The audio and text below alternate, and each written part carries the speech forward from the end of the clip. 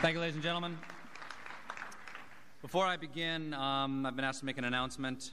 Whoever parked 14 black bulletproof SUVs out front, could you please move them? They're blocking in 14 other black bulletproof SUVs. They need to get out.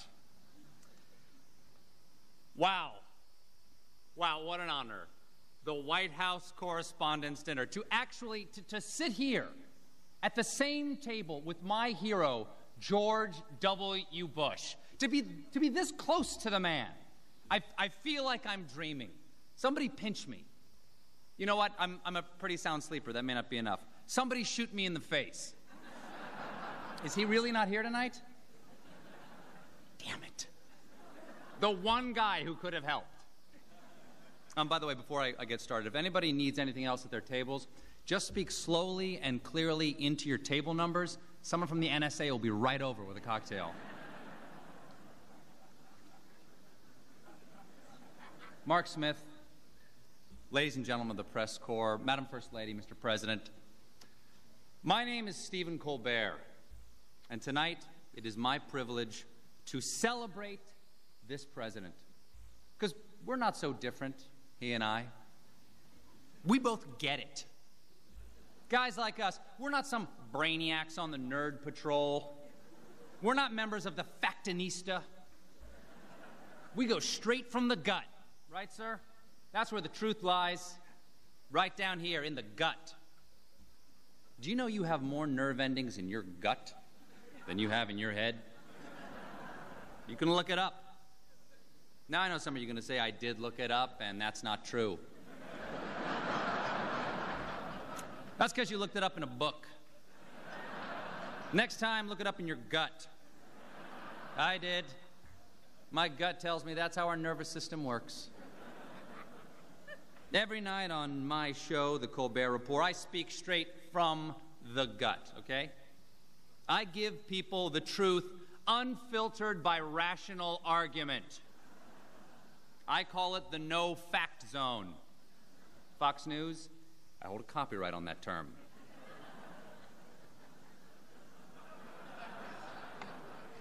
I'm a simple man with a simple mind. I hold a simple set of beliefs that I live by. Number one, I believe in America. I believe it exists. My gut tells me I live there. I feel that it extends from the Atlantic to the Pacific. And I strongly believe it has 50 states. And I cannot wait to see how the Washington Post spins that one tomorrow. I believe in democracy. I believe democracy is our greatest export, at least until China figures out a way to stamp it out of plastic for 3 cents a unit. As a matter of fact, Ambassador Zhou Wenxiong, welcome. Your great country makes our Happy Meals possible.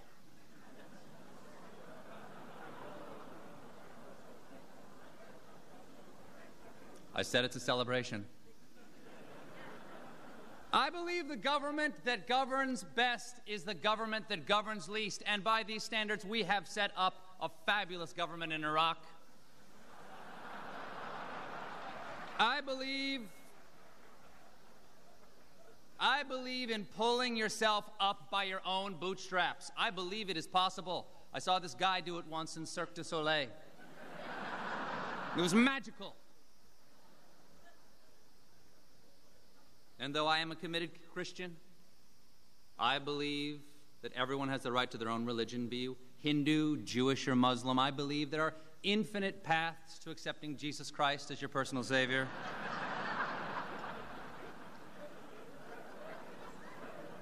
Ladies and gentlemen, I believe it's yogurt.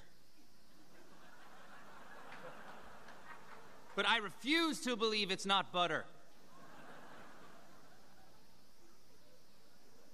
Most of all, I believe in this president. Now, I know there's some polls out there saying that this man has a 32% approval rating. But guys like us, we don't pay attention to the polls. We know that polls are just a collection of statistics that reflect what people are thinking in reality. And reality has a well-known liberal bias. So, Mr. President, please pay no attention to the people who say the glass is half full. 32% means the glass. It's important to set up your jokes properly, sir. Sir, pay no attention to the people who say the glass is half empty, because 32% means it's 2/3 empty. There's still some liquid in that glass, is my point. But I wouldn't drink it. Last third is usually backwash. Okay. Look, folks, my point is that I don't believe this is a low point in this presidency. I believe it is just a lull before a comeback. I mean, it's like the movie Rocky, all right? The president in this case is Rocky Balboa, and Apollo Creed is everything else in the world. It's the 10th round. He's bloodied. His corner man, Mick, who in this case I guess would be the vice president, he's yelling, "Cut me, Dick, cut me." And every time he falls, everyone says, "Stay down, Rock, stay down." But does he stay down? No. Like Rocky, he gets back up, and in the end, he actually loses in the first movie. Okay, doesn't matter. Doesn't matter. The point is, it is the heartwarming story of a man who was repeatedly punched in the face.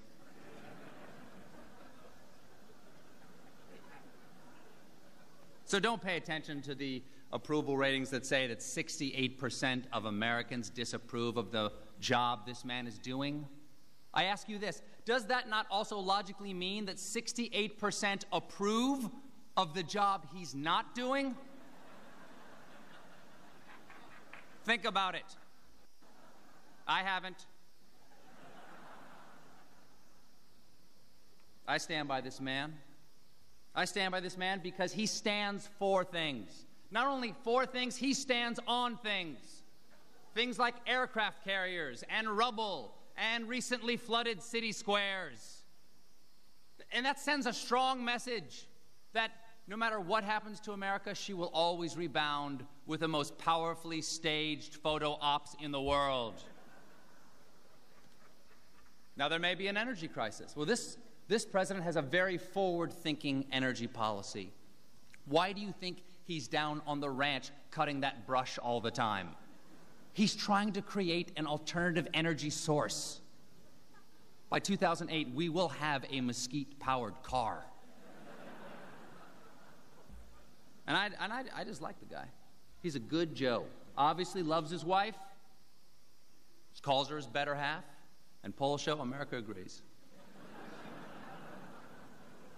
And she's a true lady and a wonderful woman. But I just have one beef, ma'am. I'm sorry, but this reading initiative. I'm sorry. I've never been a fan of books.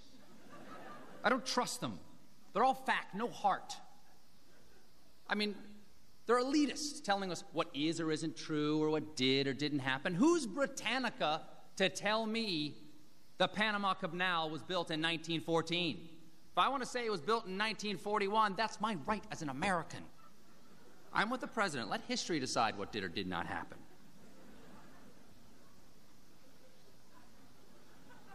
The greatest thing about this man is he's steady. You know where he stands. He believes the same thing Wednesday that he believed on Monday, no matter what happened Tuesday. Events can change. This man's beliefs never will. And as excited as I am to be here with the president, I am appalled to be surrounded by the liberal media that is destroying America, with the exception of Fox News. Fox News gives you both sides of every story, the president's side and the vice president's side. But the rest of you, what are you thinking? Reporting on NSA wiretapping or secret prisons in Eastern Europe? Those things are secret for a very important reason. They're super depressing. And if that's your goal, well, misery accomplished. Over the last 5 years, you people were so good. Over tax cuts, WMD intelligence, the effect of global warming, we Americans didn't want to know, and you had the courtesy not to try to find out.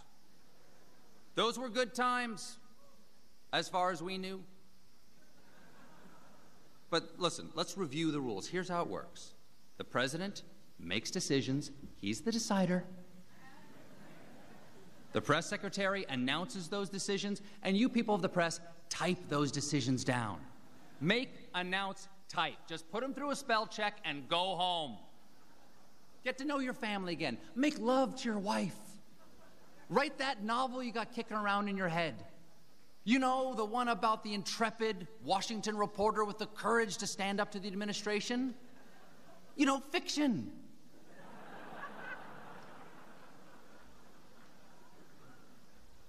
Because really, what incentive do these people have to answer your questions after all? I mean, nothing satisfies you.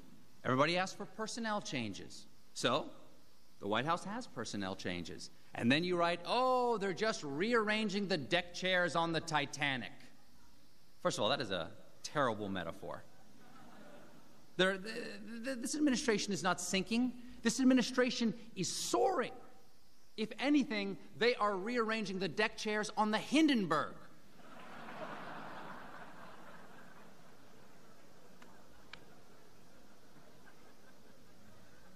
Now, it's not all bad guys out there. There's some of the heroes out there tonight. Christopher Buckley, Jeff Sachs, Ken Burns, Bob Schieffer. I've interviewed all of them. By the way, Mr. President, thank you for agreeing to be on my show. I appreciate it. I was just as shocked as everyone here is. I promise you. How's Tuesday for you? I've got Frank Rich, but we can just bump him. And I mean bump him. I know a guy. Say the word.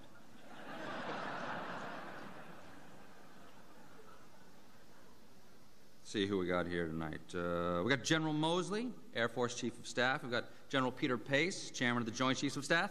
They still support Rumsfeld. Right, you guys aren't retired yet, right? Right, they still support Rumsfeld. Look, by the way, I've got a theory about how to handle these retired generals causing all this trouble. Don't let them retire. Come on, we've got a stop-loss program. Let's use it on these guys. I've seen Nazzini in that crowd on Wolf Blitzer. If you're strong enough to go on one of those pundit shows, you're strong enough to stand on a bank of computers and order men into battle. Come on.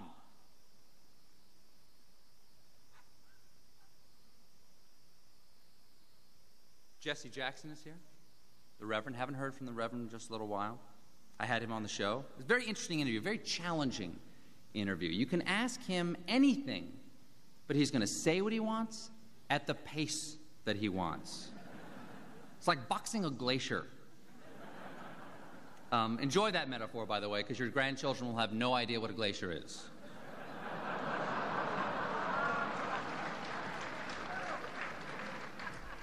Justice Scalia is here. Justice Scalia, may I be the first to say, welcome, sir. You look fantastic. How are you?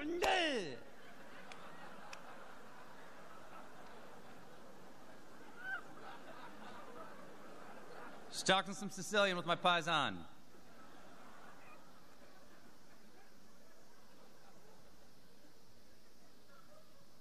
John McCain is here. John McCain, what a maverick.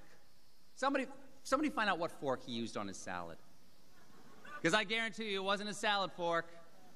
This guy could have used a spoon. There's no predicting him. By the way, Senator McCain, so wonderful to see you coming back into the Republican fold. I've actually got a summer house in South Carolina. Look me up when you go to speak at Bob Jones University. So glad you've seen the light, sir. Mayor Nagin. Mayor Nagin is here from New Orleans, the chocolate city. Yeah, give it up. Mayor Nagin, I'd like to welcome you to Washington, D.C., the chocolate city with a marshmallow center.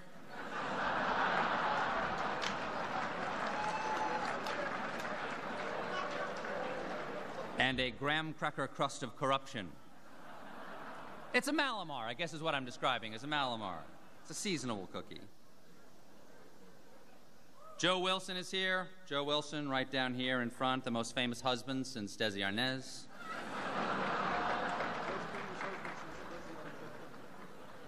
And of course, he brought along his lovely wife, Valerie Plame. Oh my God. Oh, what have I said?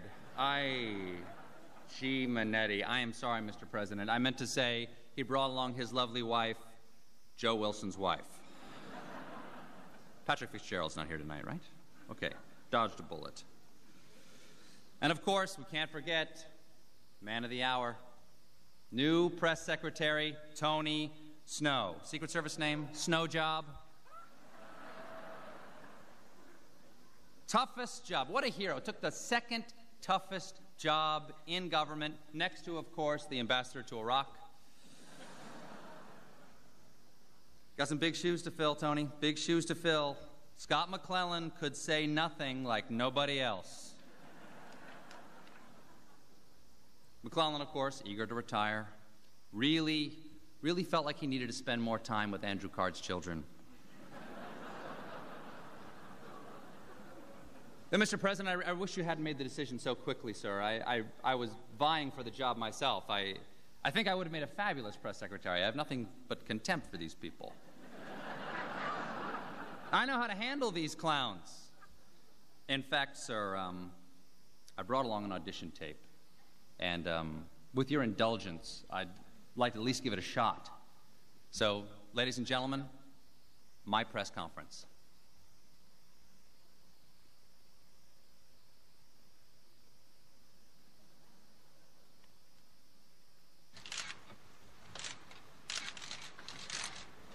I have a brief statement. The press is destroying America. Okay, let's see who we got here today. Stretch. Sir Nerdlington. Sloppy Joe.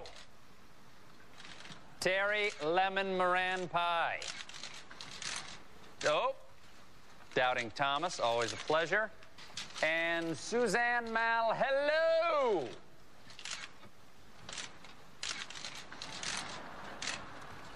Yes. Will the Vice President be available soon to answer all questions himself? I've already addressed that question. You. Walter Cronkite, the noted CBS anchor. No, he's the former CBS anchor. Katie Couric is the anchor of the CBS Evening News. Wait, how do you guys feel about that? You tousled hair, guy in the back. Are you happy about Katie Couric taking over the CBS Evening News? No, sir, Mr. Colbert. Are you? Oh, look, we woke David Gregory up. David, you have a question? Did Karl Rove commit a crime? I don't know. I'll ask him. Carl, pay attention, please. Do you stand by your statement from the fall of 2003 when you were asked specifically about Carl and Elliot Abrams and Scooter Libby, and you said, I've gone to each of those gentlemen, and they have told me they are not involved in this. Do you stand by that statement? Nah, I was just kidding. No, you're not finishing. You're not saying anything. You stood at that podium and said... That's where you're wrong. New podium. Just had it delivered today. Get your facts straight, David. This is ridiculous. The notion that you're going to stand before us after having commented with that level of detail and tell people watching this that somehow you've decided not to talk? You've got to... I'm sorry, what's that, David? If I can't hear you, I can't answer your question. I'm sorry. I have to move on. Yes, Terry. After the investigation began, after the criminal investigation was underway, you said,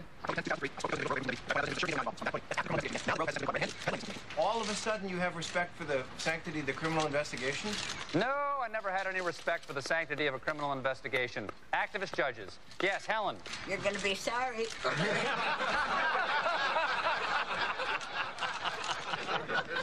What you gonna do, Helen? Ask me for a recipe? Your decision to invade Iraq has caused the deaths of thousands of Americans and Iraqis. Wounds of Americans and Iraqis for a lifetime. Okay, hold on. Okay. Every reason given, publicly at least, has turned out not to be true. I don't think... My question is, why did you really want to go to war? Helen, I'm going to stop you right there. You stepped into the White House. From your former cabinet officers, intelligent people, and so forth. What was your real reason? Sorry, Helen, I'm moving on. When did the president... Guys, no, I already said no. Tell us, you now ask the vice president made a decision Guys, please don't let Helen do this to what was a lovely day. Now the road has essentially been called. President's own press operation. No, I'm not listening to you. Look what you did, Helen. I hate you. Get out of here. There is a wall here. Told you that. It reeks in there. Ridiculous. I've never been so insulted in my entire life. Stupid job.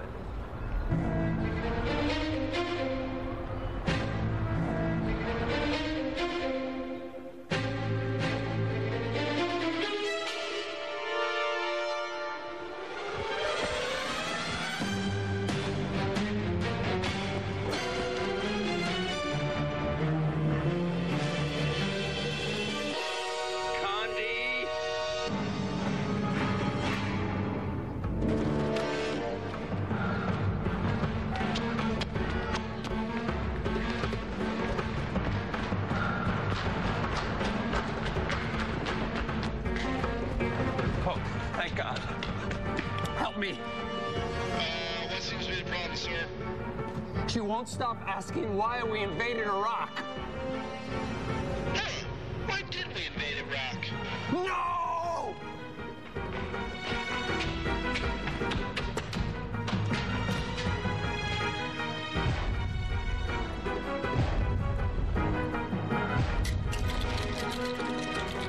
Come on.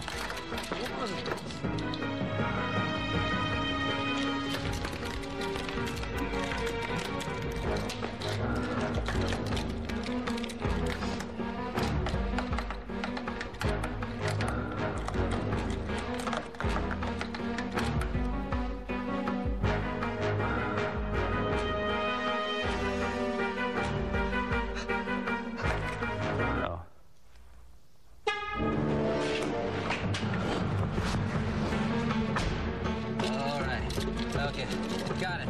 Oh, God.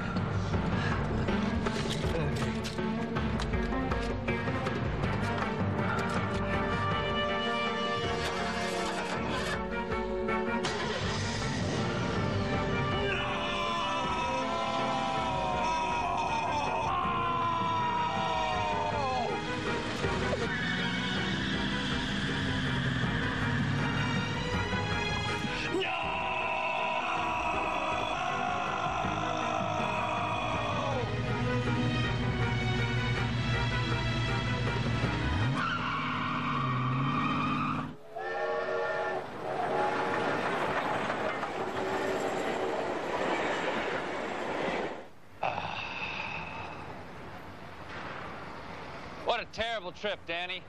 Take me home.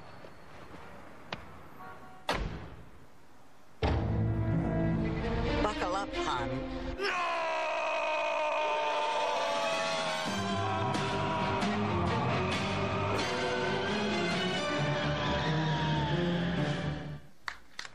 Helen Thomas, ladies and gentlemen.